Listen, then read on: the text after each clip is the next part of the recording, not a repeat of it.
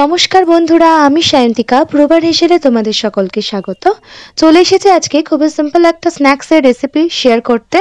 আমার আজকের রেসিপি হলো র বানানা ফ্রাই। এই স্ন্যাক্স আইটেমটা বানাতে কিন্তু খুব বেশি সময় লাগে না, আর এই স্ন্যাক্স আইটেমটা তোমরা শুধু স্ন্যাক্স হিসেবেও খেতে পারো, আবার আমার মতন যারা ডালের সাথে কিছু না হলে ভালো লাগে না সাথে দিয়ে খাওয়ার জন্য, তো সেরকমভাবে এটাকে খেতে পারো। তো চলো তাহলে রেসিপিটা দেখে নেওয়া যাক। এখানে আমি দুটো কাঁচকলা নিয়ে নিয়েছি, আর কাঁচকলাগুলোর মুখগুলোকে কেটে নিয়ে ভালো করে খোসাটাকে ছাড়িয়ে নিচ্ছে।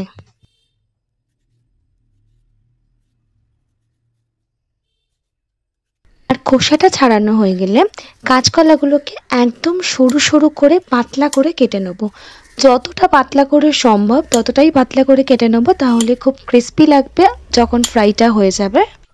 তারপর একটা বাটিতে কিছুটা জল দিয়ে ওর মধ্যে হাফ চা চামচ নুন দিয়ে দেবো, আর নুনটাকে একটু মিশিয়ে নিয়ে কেটে রাখা কাঁচকলাগুলোকে দিয়ে দেবো, যাতে কাঁচকলাগুলো কালো না হয়ে যায়।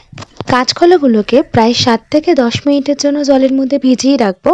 ততক্ষণে একটা বাটিতে স্বাদ অনুসারে নুন, হাফ চা চামচ হলুদ গুঁড়ো, হাফ চা চামচ ঝাল লঙ্কার গুঁড়ো, হাফ চা চামচ গোলমরিচের গুঁড়ো, হাফ চা চামচ চাট মশলা, 2 চা চামচ বেসন, 2 চা চামচ সুজি, 2 চা চামচ চালের গুঁড়ো। এবার এই শুকনো মশলাগুলোকে ভালো করে মিক্সড করে নেবো। দুটো জিনিস মাথায় রাখতে হবে, যেহেতু নুন জলের মধ্যেই আমি কাঁচকলাগুলোকে কেটে ভিজিয়ে রেখেছি, তো সেক্ষেত্রে নুনের ব্যবহারটা কিন্তু একটু বুঝে করতে হবে। আর যেহেতু গোলমরিচের গুঁড়ো ব্যবহার করছি, তাই ঝাল লঙ্কার গুঁড়োটাও একটু প্রয়োজন অনুপাতেই ব্যবহার করতে হবে। না হলে আদারওয়াইজ তোমরা কাশ্মীরি রেড চিলি পাউডারও ব্যবহার করতে পারো ফর কালার, যদি ঝালটাকে অ্যাভয়েড করতে চাও। এবার নুন জল থেকে তুলে কাঁচকলাগুলোকে একটা প্লেটের মধ্যে সাজিয়ে নেবো।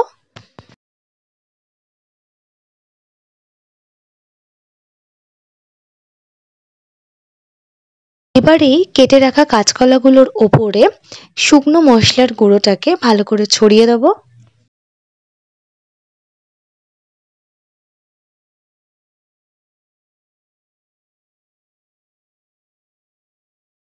কাঁচকলাগুলোর একপাশে মশলা মাখানো হয়ে গেলে কাঁচকলাগুলোকে তারপর অপর পিঠে উল্টে দেবো।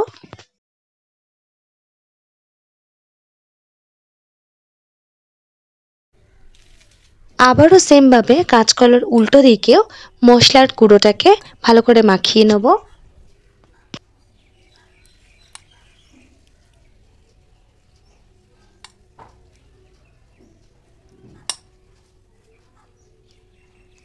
কাঁচকলার সব দিকেই মশলা মাখানো হয়ে গেছে।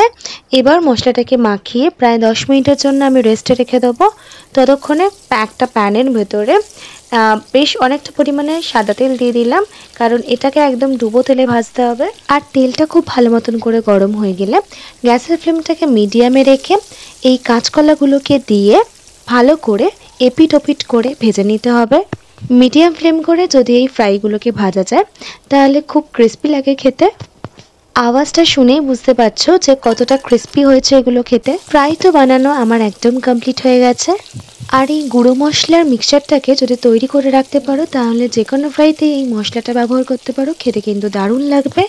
ব্যাস, তাহলে দেরি না করে ঝটপট বানিয়ে ফেলো এই রেসিপিটা।